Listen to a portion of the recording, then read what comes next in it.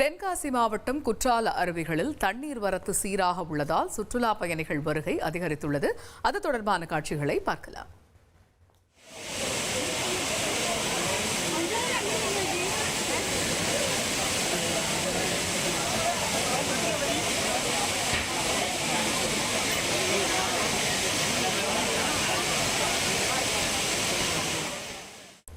கூடுதல் விவரங்களை செய்தியாளர் தங்கம் விவரிக்க கேட்போம். தங்கம், இப்ப வார இறுதி நாட்கள், இந்த நிலையில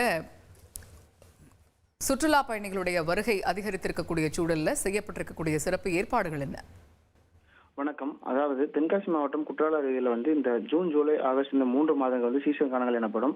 கடந்த 10 நாட்களுக்கு முன்பாக தொடர்ந்து பெய்து வந்த கடமழையின் காரணமாக குற்றால அருவியில் ஒரு வாரமாக குளிக்க தடையான விதிக்கப்பட்டது. இதனால் தொலைதூரத்தில் இருந்து சுற்றுலா பயணிகள் ஏமாற்றத்துடன் திரும்பி சென்றனர்.